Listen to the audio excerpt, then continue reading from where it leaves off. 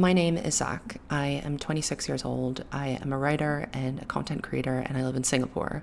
I planned a solo trip to Japan in November and through December with zero expectations. I had a spiritual goal to learn how to be comfortable with my own company again. I had a challenging year with kind of fractured relationships and a major career shift, and I just wanted to be spontaneous. So deliberately, I kind of loosely planned my trip. Thank God I did in hindsight, because I had to accommodate a major hiccup. I had expected the unexpected: train delays, losing my passport, etc., etc. What I didn't expect was the thing that you put so far back of your mind, and you're finally confronting it, and when it happens, you are left reeling. I got the call that nobody wants to get when they're thousands of miles away from home and from their families, and it was the worst. But somehow it was also a blessing. I learned how to not only be comfortable with my own company again, but how to build myself back up when I feel broken. So here's how that happened. This is Solo in Tokyo.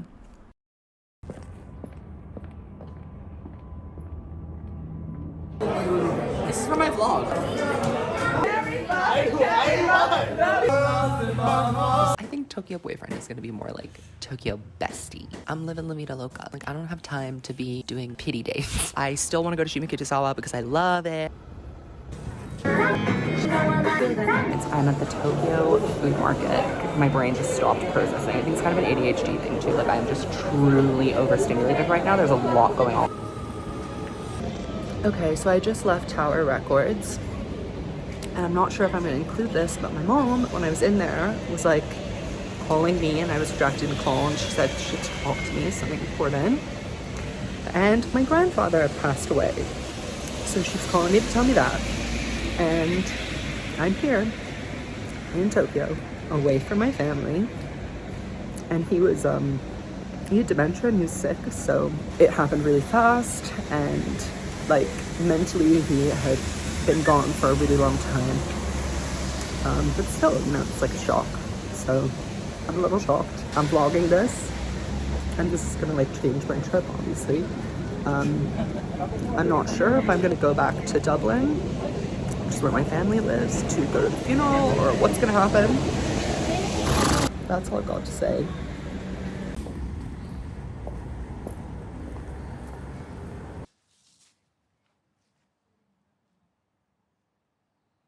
Good morning. It is the day after whatever the last clip you saw. Probably it was the clip of me outside Tower Records learning that my grandfather had passed away. So it is the next day. I think this is day 6 of being in Japan. Maybe it's day 5. But it's a beautiful morning. It is a beautiful overcast with the sun popping through the sky. A little message from above. A sign, maybe. I believe in signs, so if ever there was one, this beautiful morning is a good sign. I was debating whether or not to include this in the vlog because it's very personal, obviously, but I've signed up to share with you the kind of pitfalls of traveling solo and what you learn when you're away. And this is certainly a challenge to overcome. What did I do for the rest of the evening? I mean, I sobbed in Tower Records on the escalator. Something that is really nice about the Japanese people in general is that, everybody was very polite. Nobody stared. There were no kind of like gawking strangers. So that was helpful. I knew something was wrong because my mom tried to call me while I was actually filming the Taylor Swift record collection in Tower Records. I knew something was wrong, and she called me twice, and I said, I'm busy, and she said, I need you to call me, it's important. And I knew she wouldn't call unless someone was dead, so then I was like, okay, which grandparent is it? I have 3 grandparents left. My dad's father passed away during the pandemic, and then I still have, still had my mom's father, and I still have her mother and my dad's mother. I've always been very close with my grandparents. I am an only child. They lived far away from me as a kid, but I would spend every summer in Ireland. Yeah, so I was in Tower Records. I got the call. I was on the escalator. And then I was just kind of like in a daze. I just got on the bus. I got a lot of ice cream from Family Mart, and I ate all of that and I watched the new episode of The White Lotus, and then I slept pretty bad. So now I am here in a park near my house where I'm staying in Shibuya. I wanted to go to Yoyogi Park this morning, but like fate was not on my side. My travel card was out of money, and then I left my Wi-Fi at home, and it was a whole thing. But I wanted to be outside in the sunshine because there hasn't been a lot of sun the last couple of days. So I've taken the day off from work to kind of regroup because I need to process. I really have not processed this at all. So I just need to work through it, I think. Mom called me and she was really upset. Obviously, she was super close to her father. He was such a fucking jokester. She's gonna fly back to Ireland from Singapore for the funeral. I'm still kind of going back and forth on whether I'm going to go. I'm leaning towards no, and I feel guilty about not going. But my grandfather was like a huge proponent of saving and enjoying, and he was always so enamored by the worldly life I got to live growing up, traveling and going different places, because that's not an opportunity that he had when he was a child. He had to leave school at 12 years old to go and start working. So he is was a self-made man, and he would not want me to cut this trip short that I have, saved for and planned and am literally right in the middle of. My mom, my grandmother, and my aunt have all said very emphatically that he would not want that. And I know that he wouldn't want that, but I feel guilty about not being there and being with my family. And my cousin Louis, who is 7 or 8 years younger than me, who's turning out to be the most incredible young man. I want to be there with him so that we can talk, and he wants to write a few words for the funeral, and I want to be there, obviously. Okay, hang on. Let me get it together. But it is helpful to kind of sit here and think out loud and talk about it, because I am on my own in Tokyo. And this is kind of making me feel a little bit even more alienated, I think, and disconnected. Yesterday, I was a little overwhelmed by not speaking the language and the kind of the difficulties. You have to be full of energy and zeal to deal with that, because it is challenging. It's not impossible, but it's challenging. And when you feel when something bad happens, you kind of don't want to be in an unfamiliar place, I want to be with my mom. I want to be with my grandma. I want to hug them all. I want to grieve with them. And I could. But I think my real challenge is to stay here and to see this plan through and to draw on my inner resilience and forge through. So that's what I'm going to do. I plan to go to this very immersive museum experience today because I just want to be distracted. That I think will help. But I hope you'll bear with me, because I do want to just talk about my grandfather for a second. So his name was Walter, born and raised in Dublin. Like I said, he graduated. He left school at age 12 to go and start working. He was from a big working class family. Him and my grandmother met when he was in the merchant marine. Oh, look at all these little kids. Oh, how cute. Good morning. They're all holding hands. Oh, that puts such a smile on my face. Kind of makes me want to cry even more. But, circle of life. He was a fierce socialist, my grandfather was. But he was really about people taking care of each other and people looking out for each other and the redistribution of wealth. He was very anti-capitalist, anti-wealth hoarding. And I think he looked at the world this way because he was, at his very core, a truly kind and gentle, wonderful person. And they just don't make them like that anymore. He always had a kind word to say to anybody. He would give the shirt off his back to a stranger. There's so many situations in his life where he's gone out of his way to be kind to his own detriment.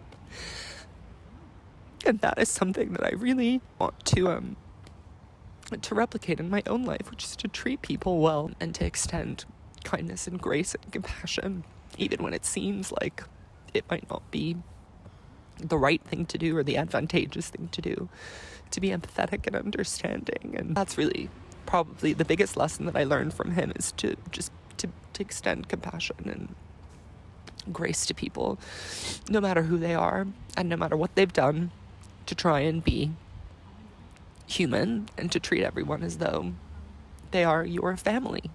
That's kind of the way that he went about interacting with the world, even to people that have wronged him.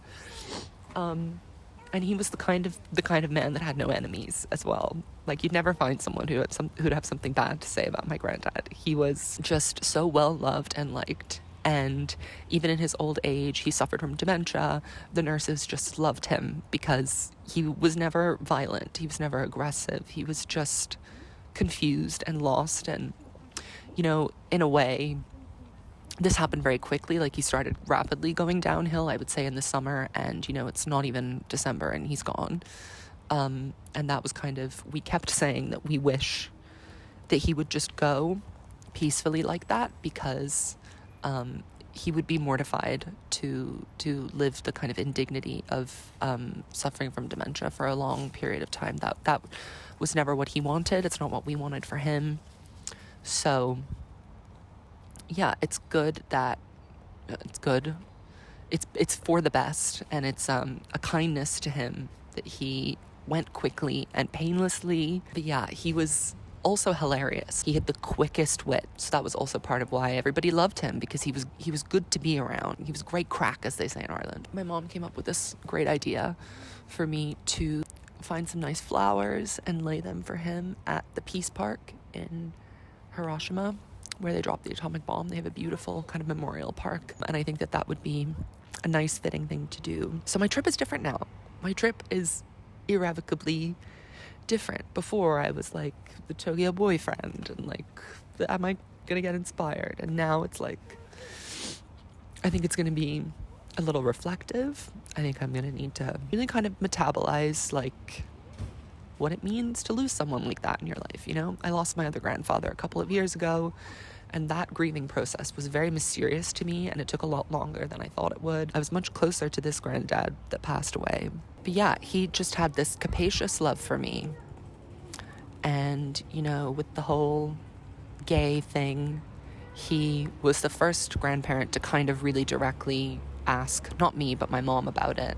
And he was saying how much he wished that I would find somebody he knew, obviously, and that he loved me regardless, and it didn't matter, and all of that. And, you know, that meant a lot to me, obviously. He was so proud of me for doing the things that I did, because he didn't get the chance to go to college, or even to finish high school. And then his daughters both got married and also chose not to go to college. So I was the first for him on his side, direct line of the family, to attend college. And he was so proud, so proud. He kept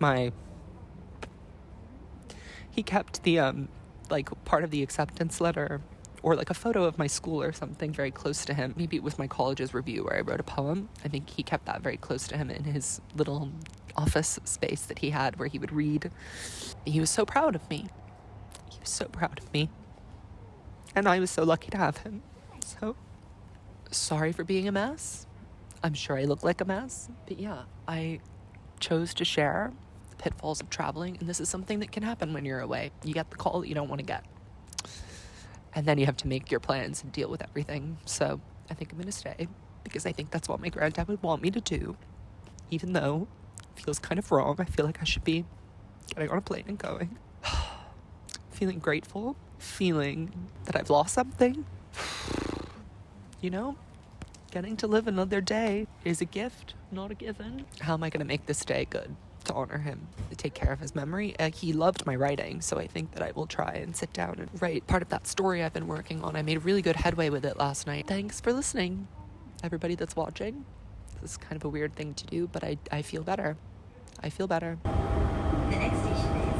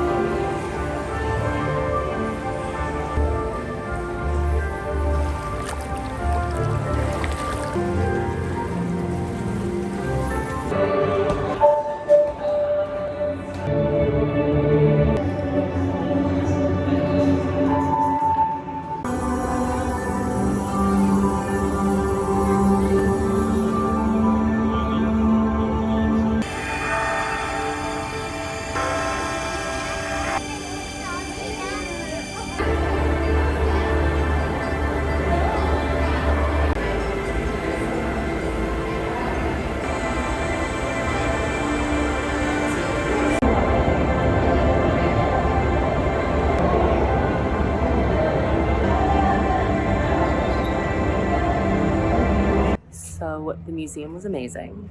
It was exactly what I needed. I think today, a little bit of inspiration.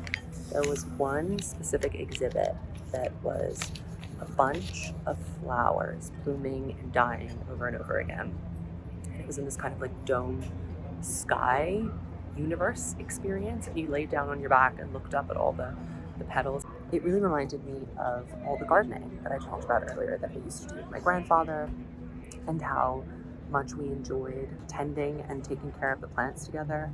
It reminded me how impatient I always was to see the rewards of whatever we were doing. I remember how much he loved the process. I did not mean to eat vegan ramen again. It's just the restaurant that they had at this museum that I went to called teamLab, and it's got real noodles. This is banging.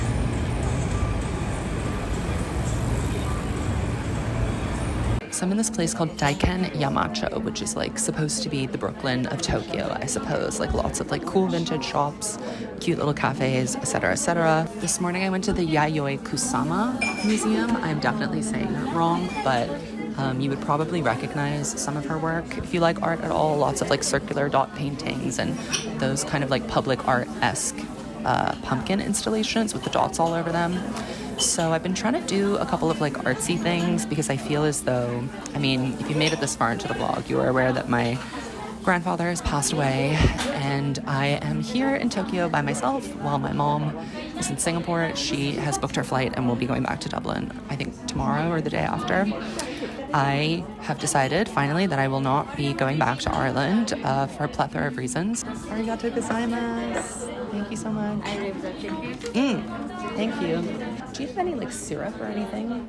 We have gum syrup for iced coffee. Oh no, I meant for like this. No, like honey or anything like that. We have maple syrup. I'd love some maple syrup, please. Thank you. I'm having pancakes, berry pancakes. Japan is kind of known for their pancakes, which I didn't realize, and an iced coffee. It is like 4 p.m. I haven't eaten today, so I'm trying to perk myself up before I go and meet some friends for dinner tonight. Anyway, yes, so I think I mentioned in a clip earlier that I would be going to Hiroshima Peace Park, and I probably will lay a flower for him there.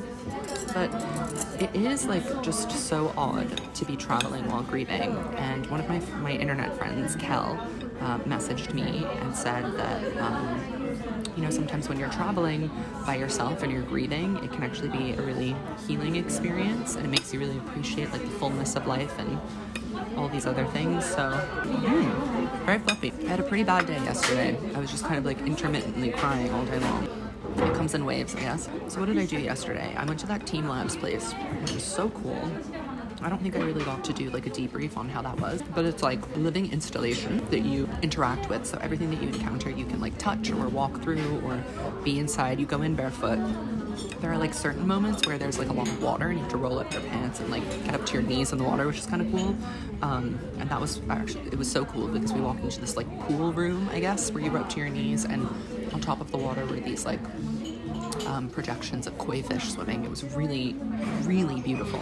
Then there was the like kind of infinity room, I guess, that you see all the celebrities posting about, which was super beautiful. Definitely a little sullied by all the tourists that were there, but you know, to be expected. One of the installations were these like living orchid that were suspended from the sky that would kind of move down and up, and they would create a unique space for you and then kind of fall around you in protection so that you had your own little private space in this big room. So I had a little cry when I was watching the flowers zoom across the sky. There's this old Irish proverb actually that goes, he's not gone from us, he's gone before us. And that's something that you say to comfort people when their loved ones die. And I think that that's true. Like, I don't know. I'm trying to think of the universe as like a never-ending circle. And, you know, this is just kind of one drop-off point in the loop. And eventually, you know, we will coincide again. I'm going out with friends this evening, with the same friends that I've been hanging out with since I've been here. We're going to KBBQ, which is not great for me because I don't eat meat, and KBBQ is like literally the whole point of it is meat. The veggies aren't even that nice, so I'm probably going to eat something before I go. So I'll be going there at 7. It's like 4 p.m. now. I was hoping to hit up like a couple of the shops around the area that I'm in, this Brooklyn of Tokyo, and take a look at this bookstore that has like vintage English books. Really keen to look at that. I also just want to like take a sec and thank everybody who reached out to me on Instagram with condolences. I really appreciate it. It has been challenging, to say the least, and I will catch up with you again soon.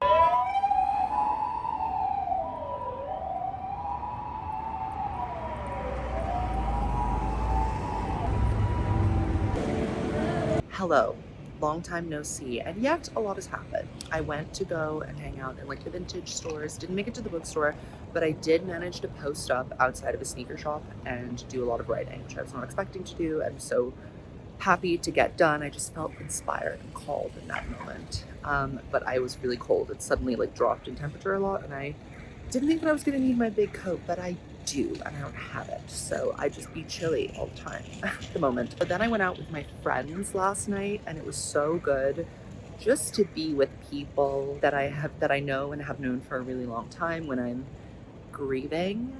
It feels weird to say that because it's like every day I'm like out and about and like doing stuff, but I am, I have these moments where I just like literally stop in my tracks and I remember that I'm missing a part of my heart.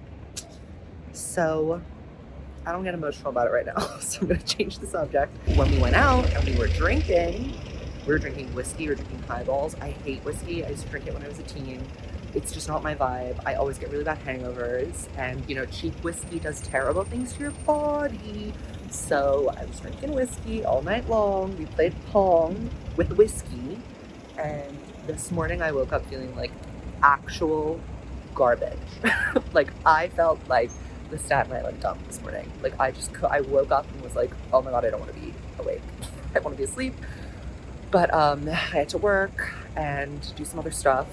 It took me forever to get out of bed. Also, I ran out of the painkillers that I brought, and I just had like the most pounding headache. Like I still kind of have it. It's crazy. And as you get older, your hangovers get worse. This is something I didn't realize.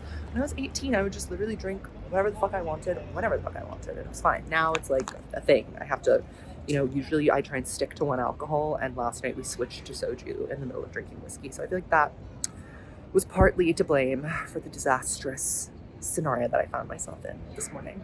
But, I put on my big boy pants and I went to Family Mart, my favorite place. I got a coffee. I got some Japanese painkillers, which did not kill my pain. It's acetaminophen, which I also take in the States, and I hate it. I'm more of like a paracetamol kind of guy. I think they do have some ibuprofen, so I'm going to try and find that. But the head is pounding. The head is pounding. And it is my last Friday night in Tokyo before I go exploring the rest of Japan. So I left it till the very last minute, as in like half an hour before the counter closed, but I went to the JR Rail Pass, which is the company that gives you the ticket to travel on the bullet trains.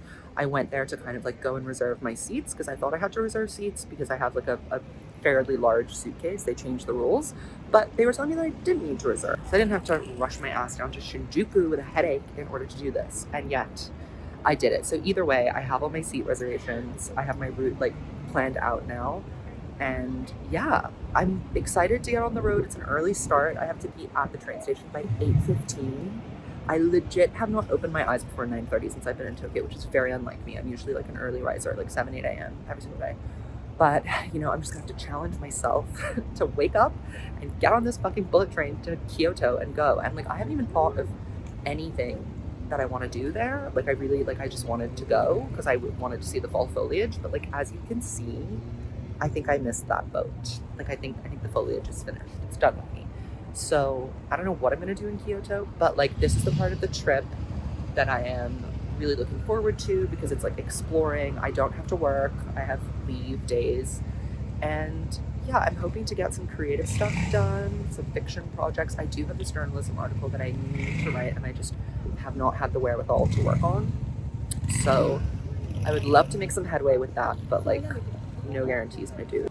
Oh yeah, and then like, because I was so drunk, when I got home last night, I was feeling really weepy. Like I was just weeping in my bed. Like I was so sad. And so I called my grandmother at 3 a.m. and she talked to me for like an hour. And it was like such a nice conversation. I do have like a complicated relationship with her, always have done. And she can be a little like hot and cold. I won't get into it. She can be a little hot and cold.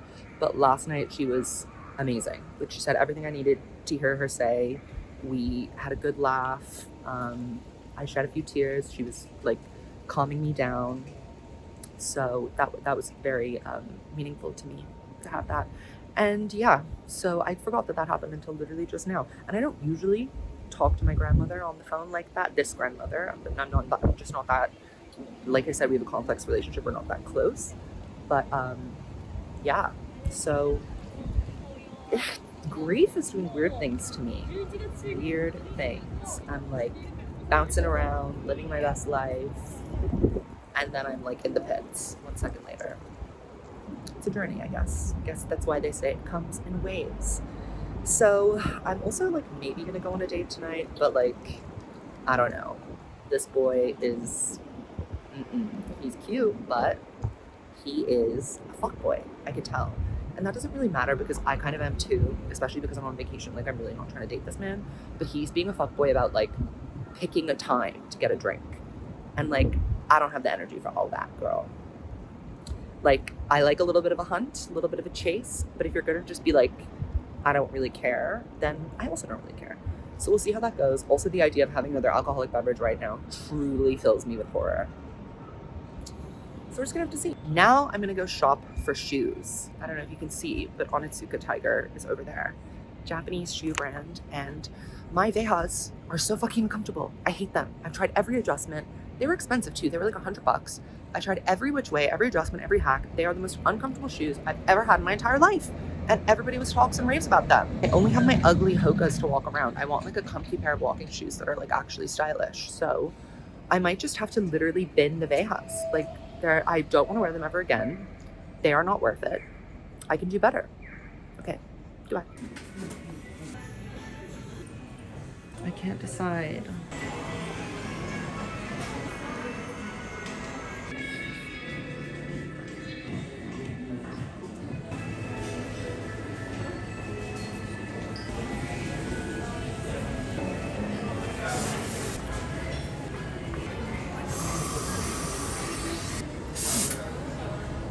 Whoever said that money can't buy happiness is so stupid, because I just bought a really cool pair of sneakers and I got a matcha latte and I feel invincible. There's nothing in this world that could stop me from just absolutely slaying because I bought something nice. I jest, but truly, like, something that I love about Tokyo that used to kind of exist in Singapore but doesn't anymore is like real department store culture. And like the art of going to a department store and like having an experiential shopping experience is literally a lost art. Like, it just doesn't happen anymore. Like, Barney's is gone. That was like the ultimate department store. It's just old ladies now. But in Tokyo, it's like super vibrant, and all the little displays are like so beautifully arranged and designed. I was smelling perfumes. I was looking at plants at the Chanel store. It was so nice. And like, I'm really not one of those people that's like hyper materialistic and super into like buying stuff, but there is something very soothing about window shopping in a department store. Like, I find it's so low pressure. You can just browse and look and walk away. And, you know, I went to Onitsuka Tiger to look at the shoes, and I was like, I don't really like anything that I have here, and yet I do really want to get a pair of shoes. And so in a department store, if you don't like what they have in one little section, you just, go on your merry way. And so that's my rant. I loved being in a department store today. It was really soothing. I used to go with my mom a lot when I was a kid, so I think like I would just tag along with her when she would go to the department store. So I have fond associations and memories. And everyone's always so nice, and I feel like it's low pressure, even though sometimes they try and make a sale, but like, everyone's just chilling. So now I have a matcha latte. This is my first matcha latte in Tokyo. It's tasty. I can tell that it's a really good matcha latte. It was like $7. Also, I will not be going on a date this evening because the guy is being so weird and like flaky. He was saying, oh, I might be free after 9. And I was like, girl, the trains start running at 12. I've got an early start tomorrow. I'm also not going to plan my whole night around you maybe being free. So I was like, I'm gonna go hang out with friends and, maybe I'll text you later.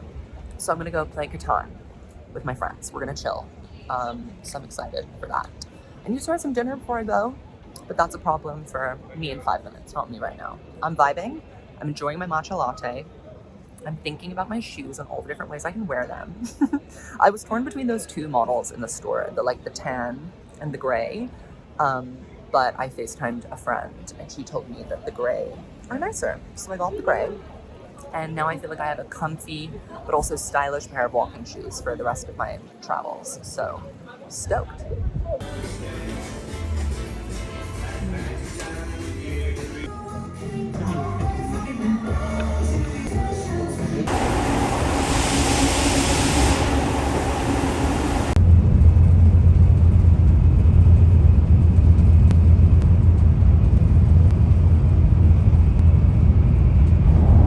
Kyoto is beautiful. I feel like it's the kind of place where you want to come and spend a lot of money. My first matcha ice cream. So I found these flowers and I'm gonna remember him. That's what I'm gonna do.